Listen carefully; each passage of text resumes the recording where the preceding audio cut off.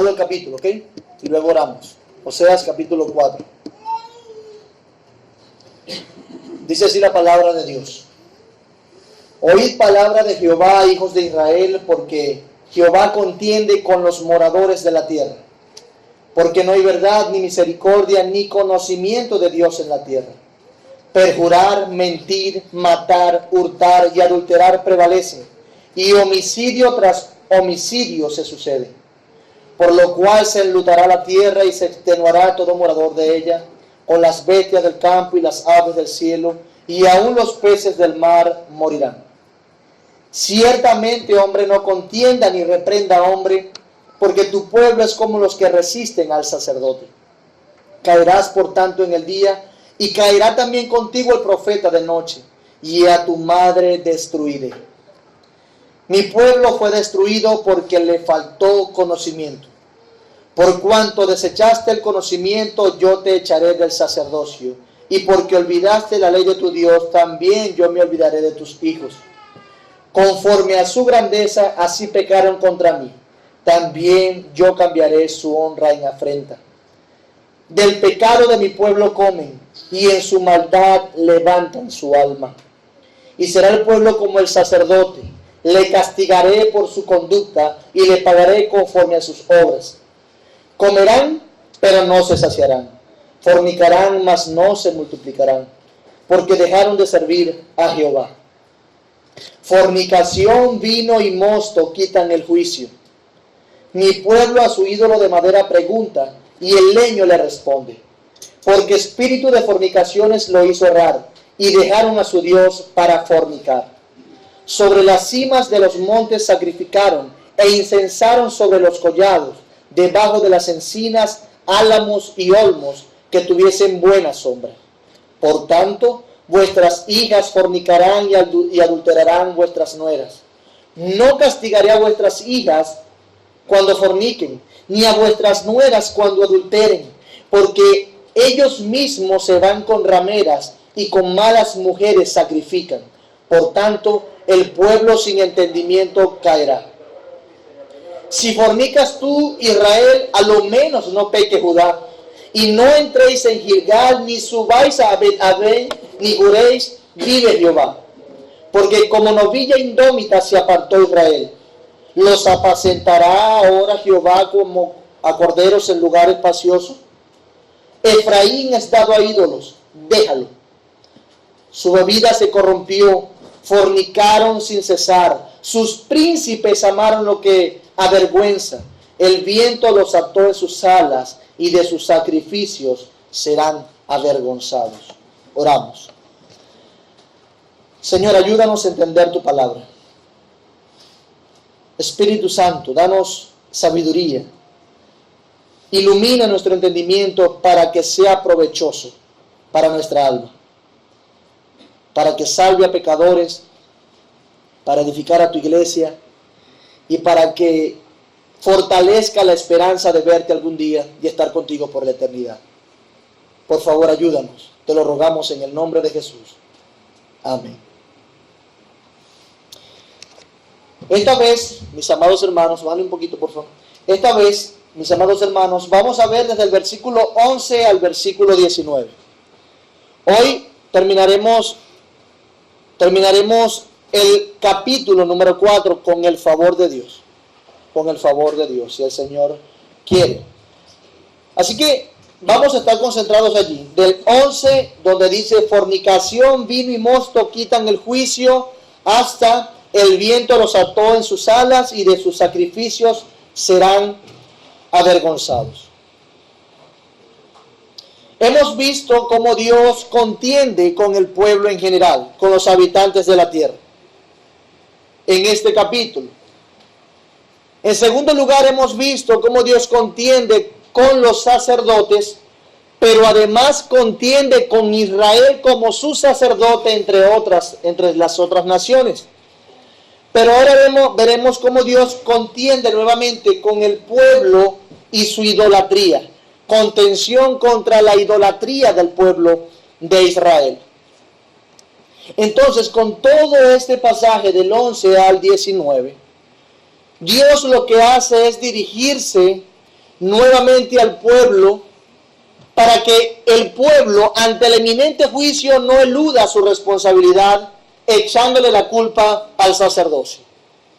Ya veíamos esa tendencia como ellos buscaban culpables, pero no asumían su responsabilidad por el estado en el que estaban.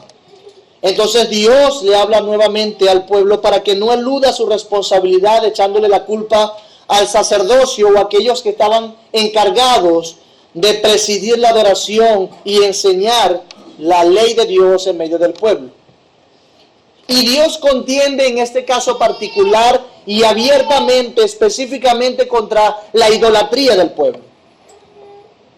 Por su idolatría contiende con ellos. Ellos fueron, como ya hemos visto una y otra vez, los que adoraron a otros dioses. No solamente responsables son los sacerdotes, sino que también todo el pueblo estuvo involucrado en esa adoración. Todos eran responsables. Es interesante porque en estos versículos se describe la responsabilidad de todos sin obviar la responsabilidad de cada quien según el lugar y el oficio que Dios le había dado. Los sacerdotes tenían una responsabilidad, los padres y esposos tenían otra responsabilidad, como vamos a ver, los príncipes de la nación también tenían responsabilidad. De manera que es interesante porque se demuestra la culpabilidad de todos, pero también en particular, según el oficio y el lugar que Dios le dio en el pueblo, se señala su responsabilidad. Pero podemos preguntarnos, ¿en qué terminó Israel? ¿En qué terminó Israel sin alguien que retuviera su maldad? Los sacerdotes tenían que retener esa maldad, era parte de su responsabilidad. Pero entonces, si los sacerdotes no hicieron su trabajo como debían, ¿en qué terminó Israel sin alguien que retuviera su maldad? El versículo 11 dice, fornicación, vino y mosto quitan el juicio. Literalmente el pueblo de Israel se entregó a sus pasiones que de manera congruente correspondían con los cultos paganos. Sus deseos pecaminosos correspondían con los cultos paganos. Se entregaron una vida licenciosa y desordenada. Eso fue lo que pasó, sin alguien que retuviera su maldad. El vino, el mosto, el deseo sexual descontrolado los dominó y se entregaron a esas cosas. El mosto es aquello que tiene que ver con el vino, pero no necesariamente, y era algo que era parte o que se extraía del proceso para obtener vino de las uvas, de los viñedos. Y también es usado en las escrituras el mosto como que están llenos de mosto, están llenos de aquello que también se fermenta y produce disolución en la mente de las personas. Entonces, todo esto correspondía con la adoración pagana. Sí, con la adoración pagana. Ellos se emborrachaban y se entregaban a la inmoralidad sexual como adoración a los dioses de la fertilidad y la fecundidad. Entraban como en una especie de éxtasis por el vino y el mosto y otras sustancias, pero específicamente se señala aquí el vino y el mosto, y luego se entregaban a la inmoralidad sexual. En su momento, Dios había establecido el sacerdocio para que diera una conciencia acerca del pecado. El sacerdote debía crear a través de enseñar la ley una conciencia acerca del pecado del pueblo. Y Dios lo había dado como su propósito, para que sus enseñanzas, a través de mantener la dirección correcta y el control y el orden en la adoración, el pueblo entendiese lo abominable que era para Dios el pecado. Y que el pueblo también entendiese a través del orden dentro de la adoración que debían dar los sacerdotes, el pueblo debía entender las misericordias del Señor. No solamente la pecaminosidad del pecado, sino también la misericordia del Señor a darles medios para que ellos expiaran sus maldades. Dos cosas debían entender a través de la enseñanza de los sacerdotes y de la dirección del sacerdocio a la adoración. Sin embargo, como vimos la semana pasada, ellos no lo tenían. No tenían un sacerdocio que cultivara esa conciencia acerca del pecado y de las misericordias de Dios. Ellos no lo tenían. Todo juicio y toda conciencia del mal quedaron eclipsadas por su alcoholismo y por la inmoralidad sexual. Se diluyó y su conciencia se debilitó. Pero cuando los que deben conducir no hacen su trabajo,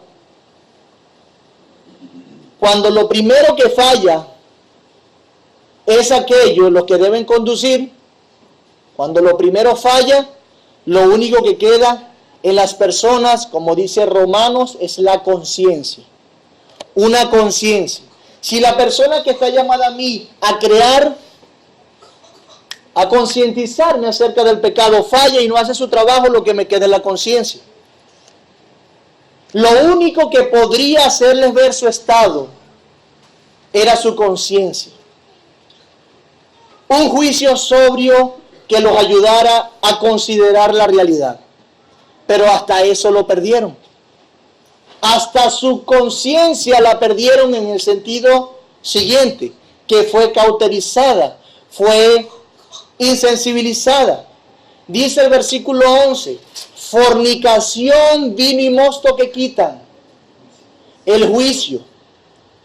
Y el Señor hace el uso de un proverbio, no del libro de Proverbios, sino de una expresión proverbial, para enseñarles la condición en la que ellos estaban y la razón por la que estaban aquí.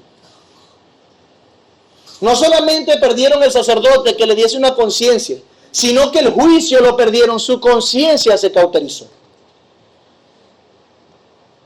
Debemos notar que el uso de este proverbio abarca tanto lo anterior de nuestro pasaje como lo siguiente, de manera que este proverbio era aplicable a toda la sociedad del Reino del Norte, que entró en un declive caracterizado por el libertinaje en la adoración pagana, donde se unían el alcohol con la inmoralidad sexual, creando una fórmula perfecta para el desenfreno y la satisfacción de las pasiones y deseos más bajos. La degradación de la sociedad quedaba una vez más expuesta. Ellos deseaban participar de los cultos paganos, pues les gustaba cómo se practicaban. Ellos les parecían atractivos los cultos paganos, en otras palabras, porque en la práctica de esas ceremonias satisfacían sus placeres más bajos. Pero su deseo por participar en aquellos cultos paganos les quitó el juicio, les cauterizó la conciencia. Este pueblo permaneció sin reflexión y eso los endureció cada vez más. Hermanos, este pueblo dejó la verdadera adoración al Dios vivo y eso los hundió más en su razonamiento perverso, y su razonamiento fue entenebrecido. El sacerdocio no hizo su trabajo, le quedaba la conciencia, y por entregarse a sus placeres en los cultos paganos, su conciencia fue también cauterizada y se le nubló el juicio. Fornicación, vino y mosto quitan el juicio. Nosotros debemos también entender que toda sociedad debe y naturalmente se identifica por lo que adora. Toda sociedad es identificada por lo que adora. Ellos adoraban a dioses paganos a través de prácticas que tenían que ver con el alcohol y las orgías. En consecuencia, así fue formándose su día a día. En consecuencia, así fue formándose su día a día. Pues si a los dioses les gustaba que bebamos, bebamos entonces, aunque necesariamente no sea en un ritual. Pues si a los dioses les agradaban las relaciones sexuales desordenadas, pues practiquemos orgías. Y eso se volvió parte de su cotidianidad. Si quedaba algo de orden en la sociedad de ese momento, si quedaba algo de prudencia, era porque debían evitar la autodestrucción y además debían cultivar para comer y debían juzgar en alguna medida para estabilizar el reino. Era un sentido más de supervivencia que de juicio y conocimiento de Dios. Tan perverso como se escucha, era la condición del pueblo, dedicados a aquellas cosas.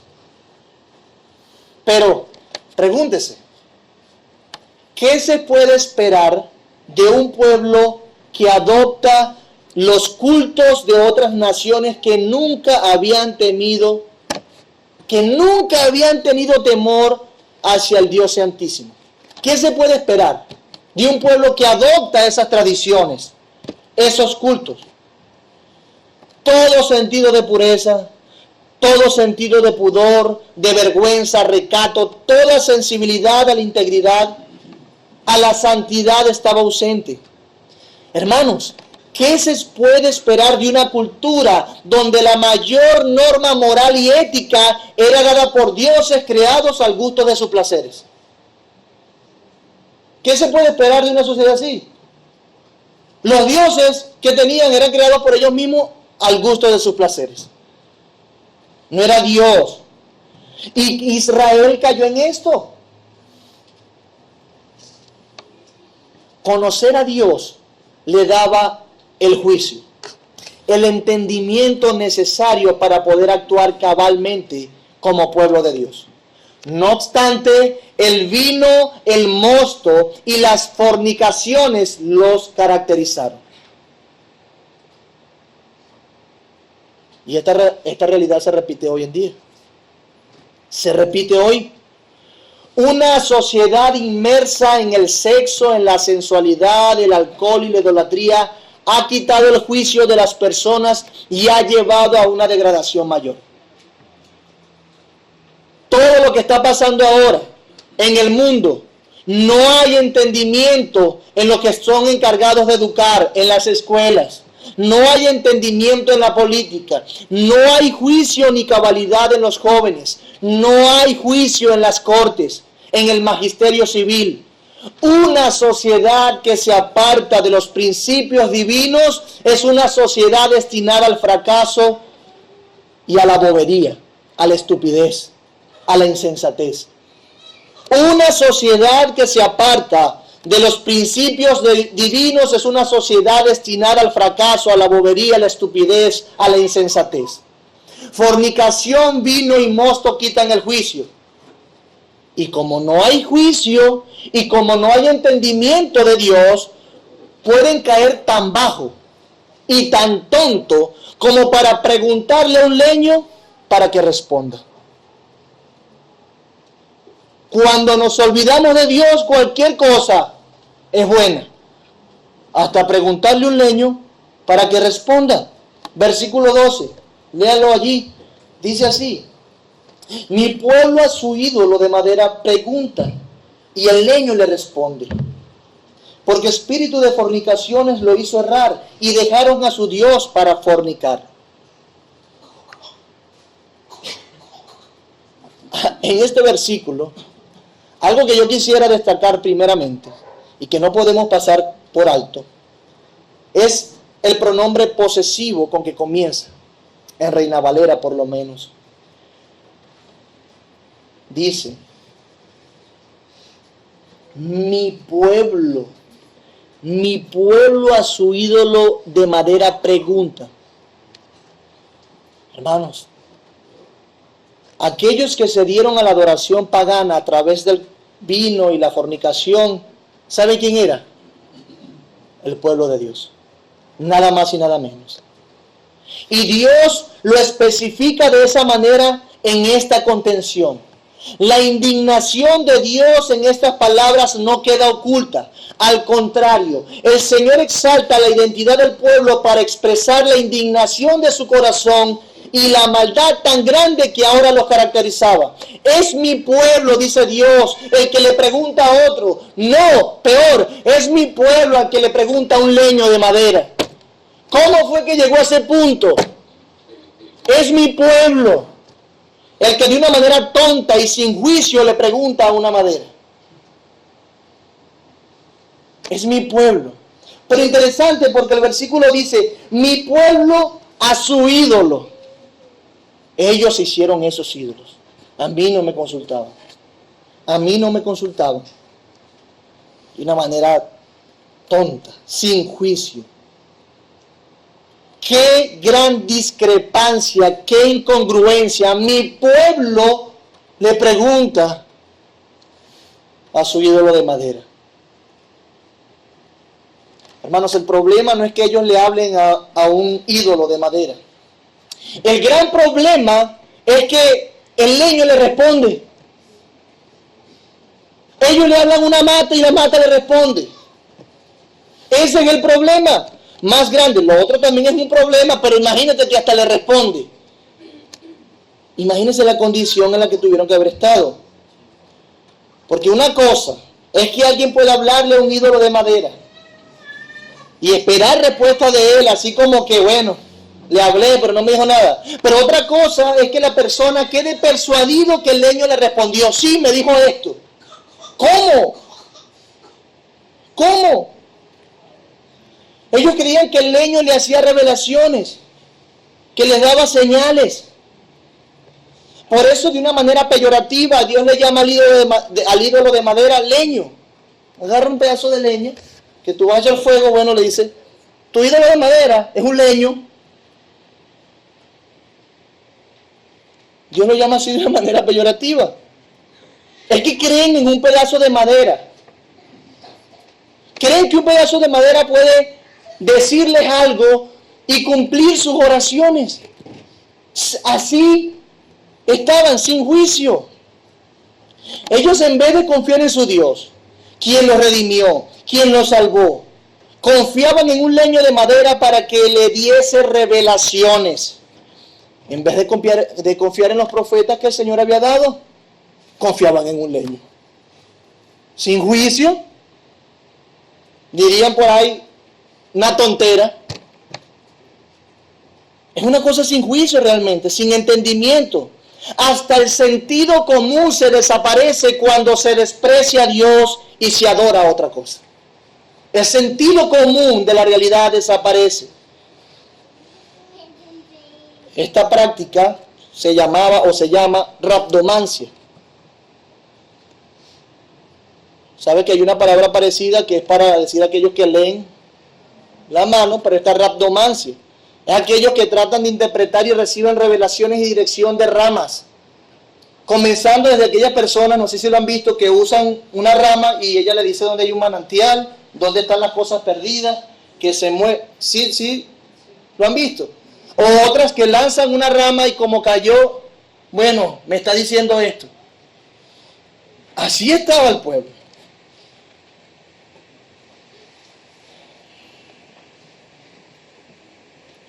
Y este versículo nos da la razón de su irreflexión. Ellos no reflexionaban. Ellos estaban sin juicio. Dice, ¿cuál es la razón? Bueno, porque espíritu de fornicaciones lo hizo errar. Termina el versículo 12. Y dejaron a su Dios para fornicar. Porque espíritu de fornicaciones lo hizo errar y dejaron a su Dios para fornicar. Termina el versículo 12. MacArthur dice acerca de este espíritu de fornicaciones lo siguiente. Dice que ese espíritu de fornicaciones es una mentalidad que se inclina con obstinación a la inmoralidad espiritual y a la mundanalidad. Y esto es idolatría. Entonces, ese espíritu de fornicaciones es una mentalidad que se inclina con obstinación a la inmoralidad espiritual y a la mundanalidad. Y es idolatría. Yo creo que MacArthur da en el clavo. Es más de lo que venimos hablando. Y lo dice de manera explícita y directa. Su obstinación e inmoralidad los domina. Los domina. Su obstinación e inmoralidad los domina. Su actitud y sus deseos son fornicación y hacen eso. Eso es lo que hacen y eso es lo que son. Pero esta vez en particular alude a la fornicación espiritual. Porque dice que ellos quisieron dejar su Dios y lo dejaron a su Dios, a su dueño, para fornicar en pos de otros dioses. En este punto particular habla también de la fornicación espiritual, de la idolatría.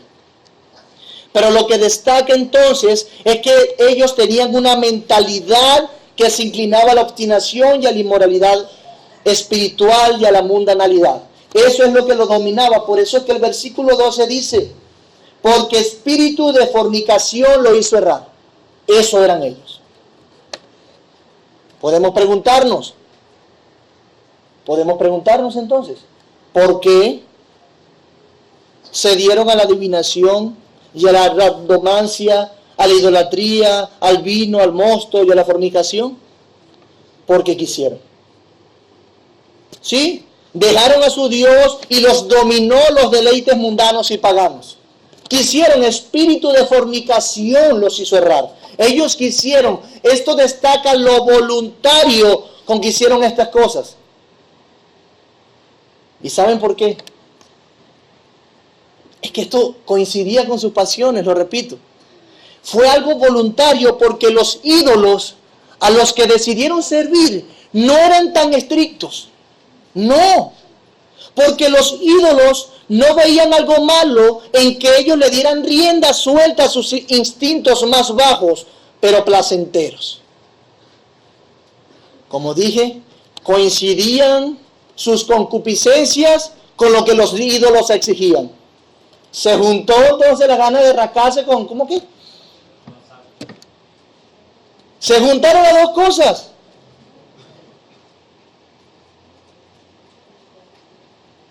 Eso es lo que les gustaba a ellos. Y los ídolos los exigen, perfecto, los adoro. No, ¿acaso yo solo soy el que distingue algo que no se limita a aquellos tiempos? No nos damos cuenta, mi amado hermano. Y yo quiero que esto le parezca grave, muy grave, por eso lo describo. No nos damos cuenta que lo mismo se repite a través de los siglos. Solo basta una cosa para que el ciclo se repita. Solo basta dejar a Dios, olvidarse del Creador y darle rienda suelta a los deseos caídos. De esa manera, cuando suceda eso, los dioses abundarán. Lo fabricaremos. Todo lo que corresponda con lo que deseamos para satisfacer los placeres será un buen Dios. Un Dios digno de seguir. Todos los cultos idolátricos de hoy en día responden al deseo del hombre de no desear al Dios Santo. Repito, todos los cultos idolátricos de hoy en día responden al deseo del hombre de no desear, de no querer adorar al Dios Santo. No se quiere algo que regule la vida, que nos regule, no se quiere. Que ponga límites, no se quiere algo así. Un Dios así no es bueno. No se quiere un Dios que establezca principios y criterios que seguir, no. Ellos están prefiriendo, a fin de cuentas, la condenación de sus propias almas. Pues las libertades presentes de las que ostentan siguiendo a dioses falsos, creados según sus pasiones, los condenará en el futuro. Creen que tienen libertad por seguir a dioses que satisfacen sus pasiones, pero eso mismo los condenará en el futuro.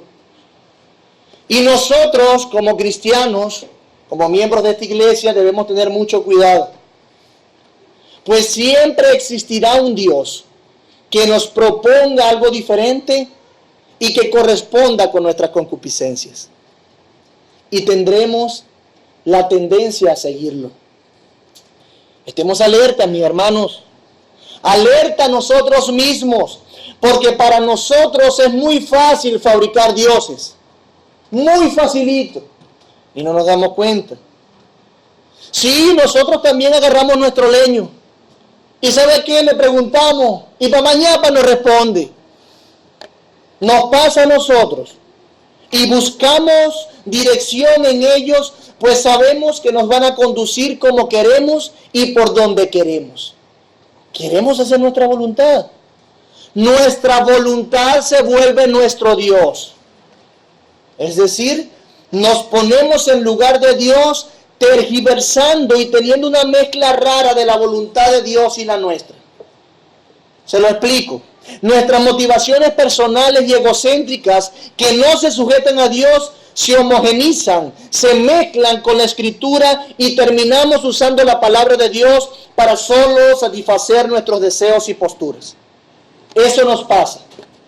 Muchas veces funciona hacer esto, esta mezcla entre nuestras motivaciones profundas, pero esto dice la Biblia y esto se me permite, no está mal, entonces yo puedo decir esto porque no está mal y lo que tengo detrás es otra cosa. Y muchas veces eso funciona para expiar, para limpiar nuestras decisiones, para limpiar nuestros actos de manera que no se vea malo en la realidad. Para que no se vea lo que está detrás. Movemos la cosa de una manera astuta y terminamos haciendo lo que queremos, pero que sabemos en nuestras conciencias que no es la voluntad de Dios. Si eres hijo de Dios, para que luego Dios te discipline. O por el contrario, esas maquinaciones y esas mezclas no funcionan. No funciona nuestra trama, pues Dios en algunos casos no deja que avance nuestro plan profundo y oculto por nuestro bien. Pero simplemente es echar un vistazo a la realidad de nuestras almas, de nuestras conciencias. ¿Cómo pretendemos usar las Escrituras para llegar a este punto? Nos fabricamos nuestros dioses, excusas y argumentos aislados que demuestran que hemos dejado a Dios para seguir a nuestro leño personal. Y como este leño nos da lo que nos gusta, como este leño nos da lo que queremos y sin costo, nos quedamos allí y somos cauterizados más y más. Esto demuestra, mi amado hermano, que muchas veces no queremos seguir a Dios porque no queremos seguir sus demandas.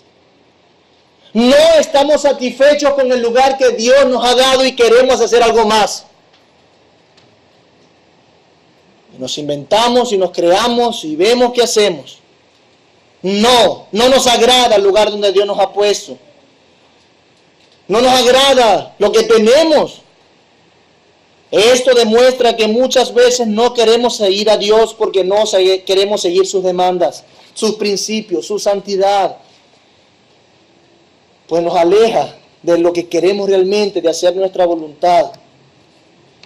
Dios quiere que dejemos lo nuestro para que hagamos lo de Él. Y eso, en general, cuesta. Cuesta mucho. Muchísimo. Porque se trata de negarnos a nosotros mismos. Se trata de apegarnos a la voluntad que el Señor tiene para nosotros. Cuesta. Pero definitivamente debemos guardarnos como pueblo de Dios, de que de manera astuta, clandestina y de manera habilidosa no estemos nosotros preguntándoles a nuestro propio leño que es conforme, que fue creado conforme a nuestras pasiones. Debemos hacer la voluntad de Dios. Debemos hacer la voluntad de Dios. Dice el versículo 13, léalo allí conmigo, por favor, en su Biblia. Sobre las cimas de los montes sacrificaron e incensaron sobre los collados, debajo de las encinas, álamos y olmos que tuviesen buena sombra. Por tanto, vuestras hijas fornicarán y adulterarán vuestras nueras. Lo que se describe en el versículo 13 son los llamados lugares altos. ¿Lo has escuchado? Muchos reyes hicieron lo bueno delante de los ojos de Dios, pero no derribaron los lugares altos. Y eso terminaba en idolatría nuevamente. Los que mejor hicieron la voluntad de Dios dentro del reino fueron aquellos que derribaron inclusive los lugares altos. Es decir, los lugares de adoración pagana que estaban bajo los árboles y en colinas. ¿Ok? Allí en esos lugares altos es donde se practicaba la adoración. Los árboles eran símbolos de fuerza y vitalidad. Además, que sus sombras protegían del inclemente sol a los lascivos adoradores. Por eso es que dice, debajo de las encinas, álamos y olmos que tuviesen buena sombra. Allí adoraban. Allí sacrificaban. Allí se llevaba a práctica las actividades y ceremonias más licenciosas. Por ejemplo, Astarot, la diosa fenicia del amor, era adorada allí por rituales que involucraban a las mujeres y a las doncellas donde eran desposadas. De modo que sus nueras e hijas eran involucradas en esos cultos. Ellos daban su virginidad. Como doncellas se presentaban para adorar a esa diosa del amor, para promover la fertilidad, la fecundidad dentro del pueblo. De modo que sus nueras e hijas eran involucradas en esos cultos. Por eso dice el versículo 13 de esa manera: por tanto vuestras hijas fornicarán y adulterarán vuestras nueras. Y a ese culto se unía la prostitución sacerdotal, como hemos mencionado en otras ocasiones. Pero el Señor dice, versículo 14, no castigaré a vuestras hijas cuando forniquen, ni a vuestras nueras cuando adulteren. Dios dice que no lo va a castigar. Eso era lo que hacían las nueras y las hijas, adulterar y fornicar. Y Dios lo veía así, como adulterio y fornicación. A pesar de su pecado, pareciera hasta aquí que el Señor está siendo indulgente. Pero esa no es la verdad. Dios no está siendo indulgente. Continúa el versículo 14. Porque ellos mismos se van con rameras. ¿Quiénes son ellos mismos? Ya lo vamos a ver. Ellos mismos se van con rameras y con malas mujeres sacrifican. Por tanto, el pueblo sin entendimiento caerá. Porque ellos mismos se van con rameras y con mujeres sacrifican. Lo que el Señor hace es identificar la causa de la aparente indulgencia contra el pecado de las hijas y las nueras. El mal ejemplo de los padres es tan grande que su pecado sobrepasa al de estas mujeres.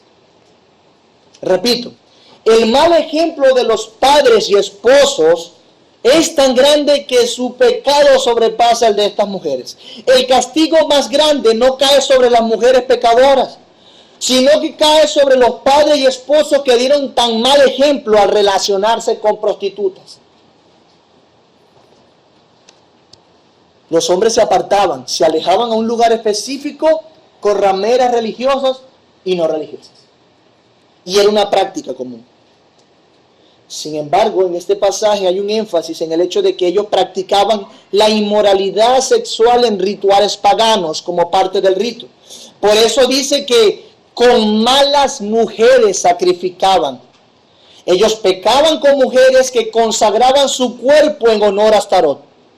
Es decir, parte del ritual era estar con una dama que dedicaba su cuerpo para todo aquel que viniese a adorar, pudiese adorar bien a Astarot. Esa era la práctica. ¿Y qué hacían los hombres? Bueno, con malas mujeres sacrificaban, adoraban, ofrecían algo y cumplían el ritual.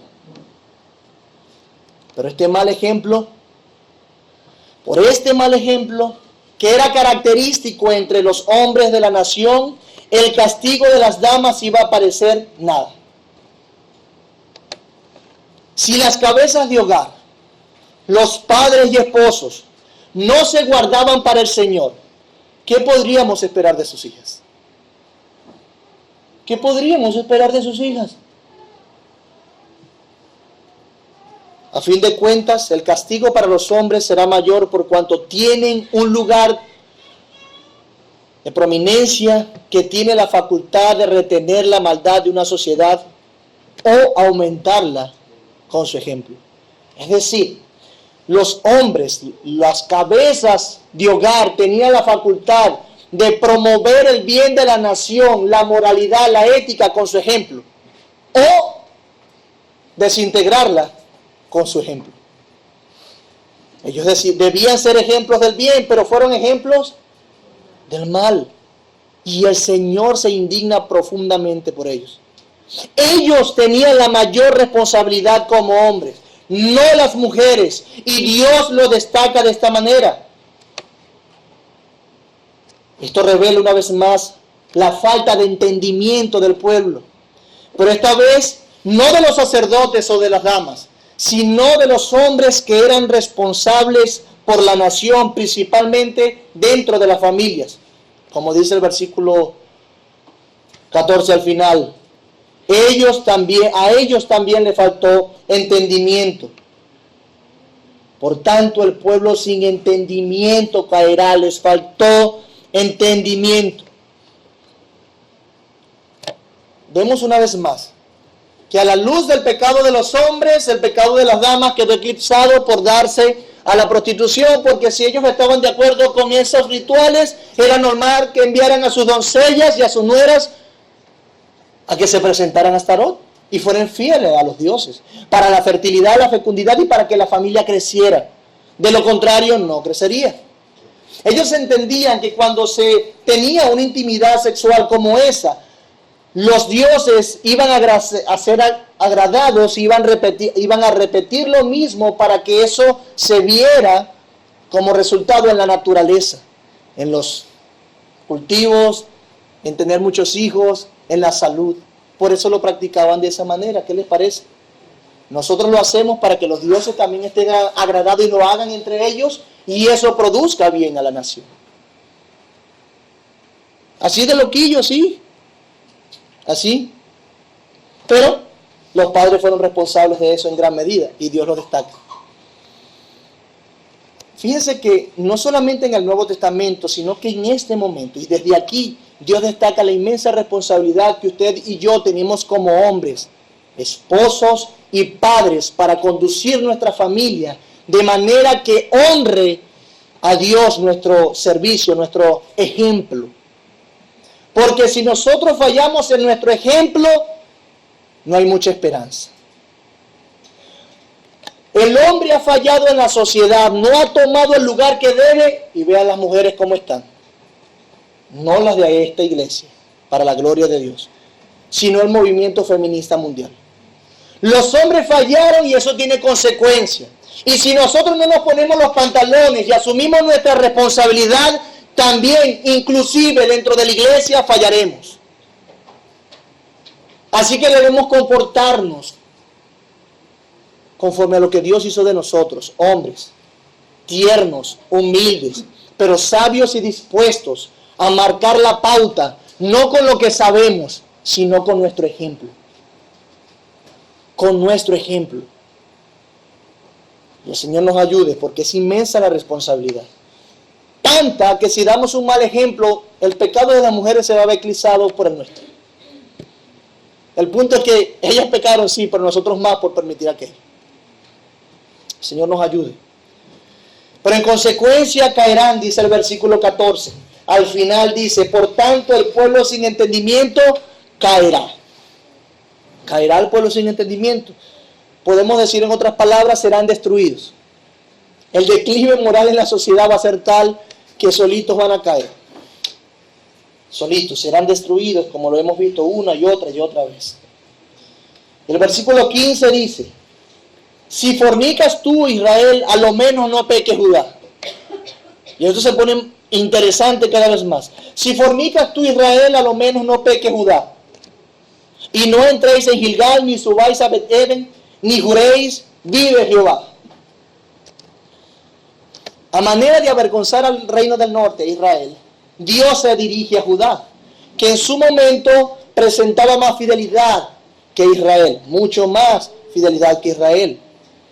Entonces Dios se dirige a Judá para avergonzar a Israel, como lo diría la Nueva Traducción Viviente. A pesar de que tú, Israel, eres una prostituta, que Judá se libre de semejante culpa. Por eso le dice a Judá que no entre en Gilgal, ni suba a Bet-Aven, ni que jure en esos lugares, vive Jehová. Les dice que regulen. Y les hablo un poco de Gilgal y de Bet-Aven. La cuestión aquí es que tanto Gilgal y Bet-Aven quedaban en el reino del norte.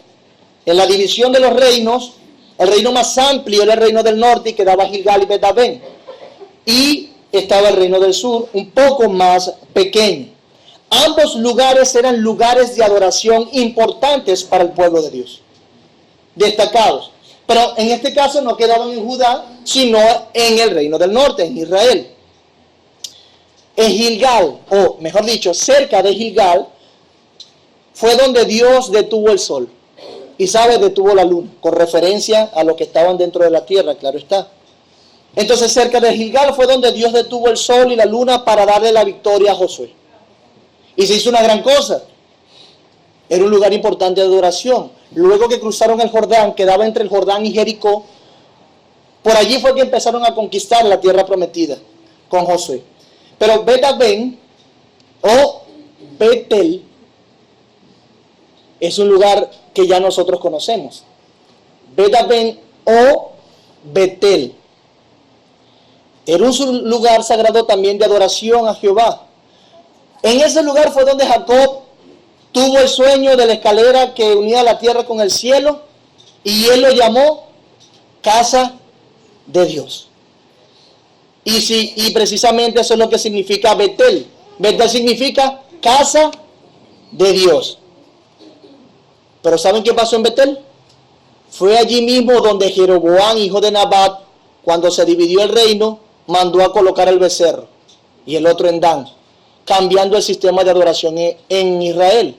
De manera que Betel, que por Jacob fue llamado casa de Dios, fue cambiado como un lugar de adoración pagana por el rey Jeroboam, el primer rey de Israel del norte. Y el Señor en este caso, y para vergüenza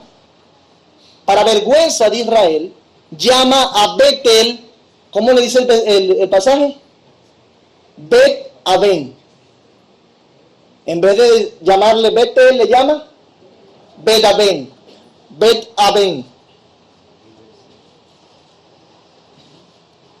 Betel significa casa de Dios y Bet-Aven significa casa de vanidad. Dios cambia el nombre a propósito para referirse a aquel lugar, para avergonzar a Israel y para declararle a Judá la vergüenza y la vanidad que se practicaba en el lugar que una vez fue un lugar principal de adoración dentro del reino del norte. Casa de vanidad. Ambos lugares, con el pasar del tiempo, aunque eran usados para la adoración a Dios, con el pasar del tiempo fueron profanados y usados para la idolatría. Ambos lugares. Lugares que antes eran de referencia para la adoración a Dios, al Dios vivo, ahora fueron profanados. Ambos lugares estaban en el reino del norte, en Israel. Es decir, que de alguna manera cuando el pueblo estaba unido, cuando todo el reino era un solo reino, desde Judá subían a adorar también a Betel y a Gilgal. Pero ahora Dios le dice que no vaya para allá. En esos lugares se pronunciaba con fuerza al recordar lo que Dios había hecho. Vive Jehová, se pronunciaba en esos lugares. Pero ahora, cuando se decía vive Jehová, se decía de manera hipócrita e insensata, de una manera sincretista, ligando las costumbres. Y lo que Dios está haciendo, mi amado hermano, es lo mismo que hizo con el pueblo total en algún momento. Dios estaba restringiendo la adoración del reino del sur a Judá para que no pecaran como pecó Israel, puesto que los lugares más significativos de adoración que quedaron en el norte, en vez de usarlo para la adoración a Jehová, lo usaron para la idolatría. Entonces Dios, ¿qué hace? No, Judá, no subas para allá, porque vas a contaminarte con Israel. Así como Dios en su momento le dijo a todo el pueblo de Israel, cuando formaba un solo reino, no se relacionen con otras naciones. ¿Porque qué? Porque pecarán. Dios le estaba diciendo ahora a Judá, y viendo a Israel como un pueblo pagano, no te relaciones con Israel. ¿Sí ven lo que significaba esa restricción? Dios estaba restringiendo. Por eso el versículo 16 dice, porque como novilla indómita se apartó Israel, los apacentará ahora Jehová como a corderos en lugar espacioso. Dios continúa aquí refiriéndose a Judá y comenta a Israel que es como una novilla. ¿Cómo es? ¿Una novilla cómo? Indómita, salvaje, incontrolable, nada dócil. Eso era Israel. Es interesante porque Dios estaba tratando a Israel como trataba a las otras naciones paganas. Judá, no te acerques ni te relaciones con Israel porque se apartó. Es como otras naciones paganas. Esas mismas restricciones era la que tenía cuando era un solo reino. No quería que se contaminara. Pero ahora vemos que Dios, para vergüenza de Israel, le hace esa restricción a Judá para que no se contamine tampoco con Israel. Imagínense, catalogada como una nación pagana más y potencialmente peligrosa para Judá. A ese punto cayeron. Entonces, como consecuencia de su extravío, por su actitud incontrolable y reacia, Dios no quiso más mantenerla en su corral controlado. Al contrario, Dios la abandonó como un cordero en la vastedad del desierto. La dejó. En otras palabras, a Israel se le dio lo que quería: libertad. No quería estar bajo la dirección del Señor. Quiso hacer lo que quería. Pues así se le fue concedido. Así se le fue hecho. Por eso es que Dios sigue refiriéndose a Judá acerca de Israel. Y como en una conversación con Judá, esta vez le dice que lo deje. Judá, déjalo. Efraín es dado a los ídolos. Déjalo. Ya, déjalo, le dice Dios a Judá. Básicamente la idea que presenta es la misma que presenta el apóstol Pablo en Romanos 1. Dios como juicio los entrega a sus pasiones y le quita su gracia preservadora que retiene la maldad de los hombres y los deja a expensas de sí mismos como juicio. Y en consecuencia van degradándose más y más. Déjalos, le dice. Mis hermanos, qué peligro hay en que Dios nos deje. Que nos deje a expensas de nosotros mismos. Sí.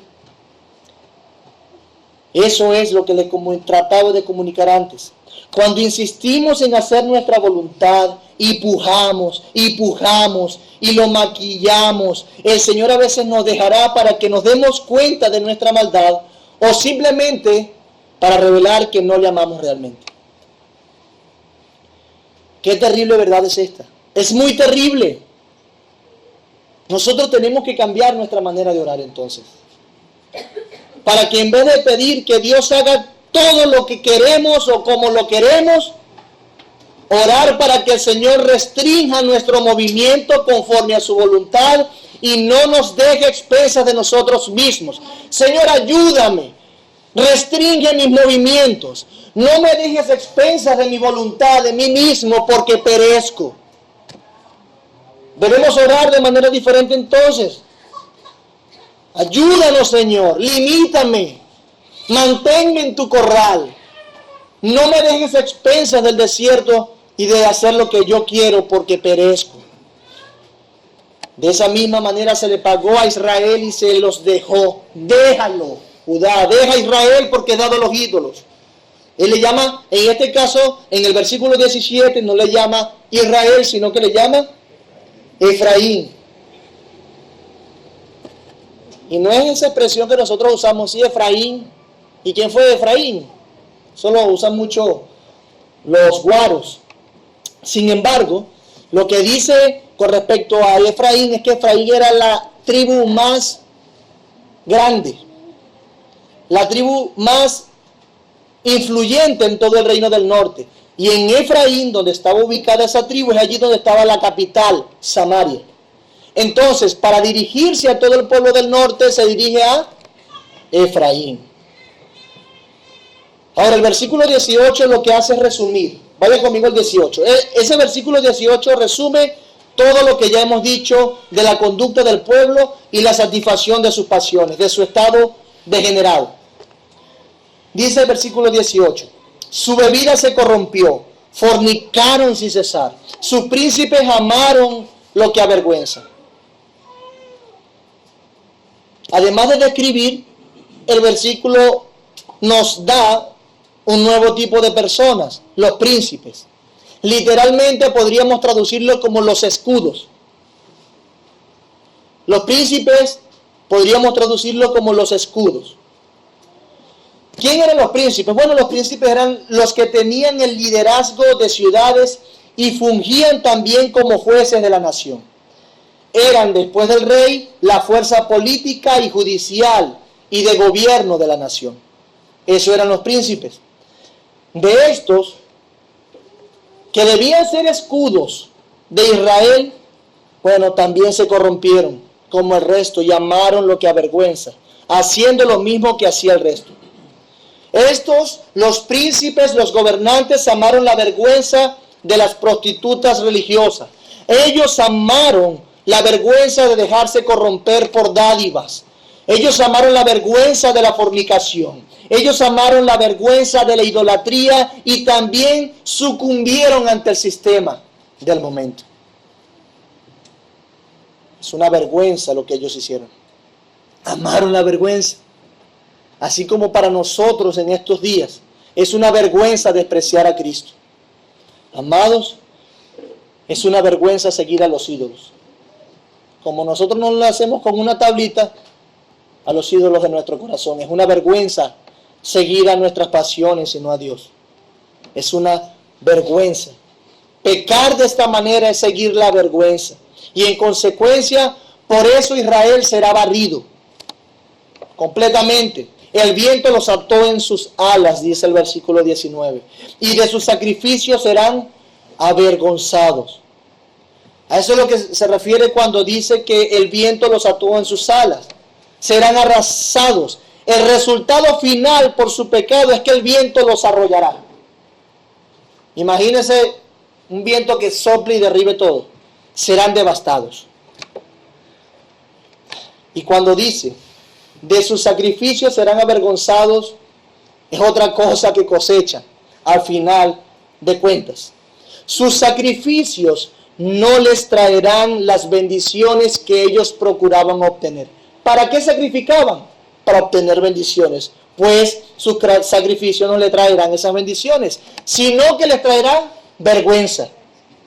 En su maldad, cuando el Señor los deje, intentarán sacrificar y sacrificar a sus dioses. Pero ellos, esos dioses, no podrán responderles. Y serán avergonzados por los propios sacrificios que hacen, porque no podrán responderle ni salir a socorrerles, porque a quien sacrificaban eran ídolos muertos.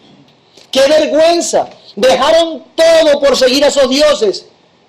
¿Y ahora? ¿Y dónde están los dioses? En la calamidad. ¡Qué vergüenza! Eso es como cuando uno es avergonzado en su maldad. Como por ejemplo, cuando pretendemos salir con una mentira adelante, pero luego esa mentira nos avergüenza, pues pronto queda al descubierto. ¡Qué vergüenza! Queríamos salir adelante con esa mentira, pero ¡qué vergüenza! Lo que todos nosotros podremos cosechar de nuestros pecados, por insignificante que parezca, será vergüenza. No podremos, mi amado hermano, cosechar algo bueno de nuestro pecado. Será vergüenza siempre.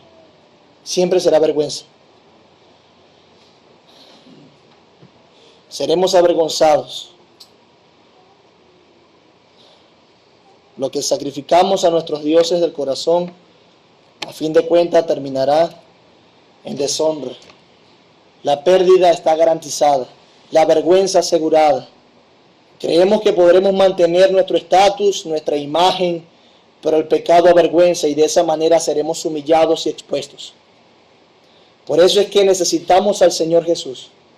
Por eso es que lo necesitamos, pues nosotros estamos convictos. No habría manera de escapar de un juicio mucho peor de lo que le pasó a Israel si no fuese por nuestro Salvador Jesús. Los gobernantes de Israel amaron la vergüenza, pero Jesús amó la verdad. Jesús amó la pureza, mi amado hermano. Mientras los padres no daban ejemplo ni procuraban el bien de la nación, guardando las leyes y guardando la adoración a Dios, Jesús la cumplió perfectamente. Y es nuestra mayor referencia y es nuestro mayor ejemplo, nuestro Señor Jesús. Mi amado hermano, mi amado amigo, Dios quiera que te sientas culpable de todo esto. Sí.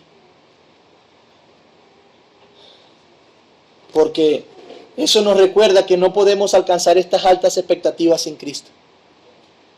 Que te sientas culpable así como yo me siento culpable, para que te des cuenta que no puedes avanzar sin Cristo. Necesitamos a alguien que ya haya cumplido porque nosotros hemos faltado. Y ese es nuestro Señor Jesús, Él cumplió. Él llevó nuestra vergüenza, Él fue dejado, desamparado y mucho peor que Israel. Con el propósito de que los que creen en Él no se pierdan, mas tengan vida eterna. Eso pasó con Cristo. La exigencia de antes era la misma. Dios ha puesto la mirada en ti al momento de que tú escuches la palabra de Dios, como la puso en el pueblo cuando lo eligió. Mi amado hermano, niégate a ti mismo, mi amigo, niégate a ti mismo, a tus deseos. Escóndete en la misericordia del Señor y sé salvo. Sigue a Dios y sé fiel a sus estatutos. Escóndete en su misericordia y sé salvo. Ámalo como tu Redentor. Ámalo a Él sobre ti mismo como tu Creador. Ama a tu prójimo también como a ti mismo, como nos enseña el Señor. Pues solo en Jesús hay esperanza y Él es digno de nuestro servicio y adoración. No hay manera de que encuentres vida, plenitud real si no es en Dios y a través de Cristo. Date cuenta que Él, con este pueblo de Israel, fue muy paciente, muy paciente. Y le prometió restauración. Date cuenta, mi amado hermano, mi amado amigo, que tus esfuerzos por crear y seguir a dioses que te salven y que se amolden a ti, no es el camino. Ve la misericordia de Dios y corre hacia ella. Ve la misericordia de Dios y corre hacia ella. No esperes al juicio como pasó con Israel. Te ruego, mi amado hermano, mi amado amigo, ven a Cristo, ven pronto a Cristo y huye de la ira venidera. Y aquí la palabra de Dios, a través del profeta Oseas, reveló la condición del pueblo y ha revelado también nuestra condición, nuestra idolatría, cómo nuestros dioses convergen con nuestras pasiones y tan astutos que nos hacemos despreciando a Dios. No dejemos que nuestro juicio sea velado, no dejemos que nuestras conciencias sean cauterizadas. Seamos responsables con los roles y los lugares que Dios nos ha dado. Seamos ejemplo. Seamos fiel a Él. Huyamos a Cristo. Vayamos a Cristo. Y huyamos una y otra vez de la ira venidera. Oremos. Señor, quiero darte gracias por este tiempo. Tú contiendes con Israel por su idolatría y mira cómo se involucraba. Cómo se unían estas cosas, Señor.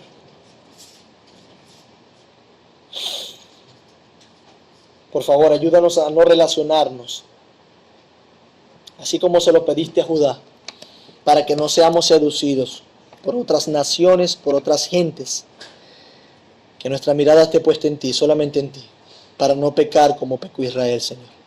O mejor dicho, para no seguir pecando de esa manera. Glorifícate, te lo ruego. Ayúdanos, te lo ruego. Espíritu Santo, crea en nosotros un corazón dócil. Y que ese salmo, que esa palabra de que en mi corazón he guardado tus dichos para no pecar contra ti, sea una realidad. Ayúdanos a guardar tus dichos en nuestro corazón para no pecar contra ti. Que tú siempre seas nuestro único Dios verdadero y que solamente a ti rindamos culto. Y que no veamos el servicio conforme a tus principios como una esclavitud, sino que la veamos como una libertad.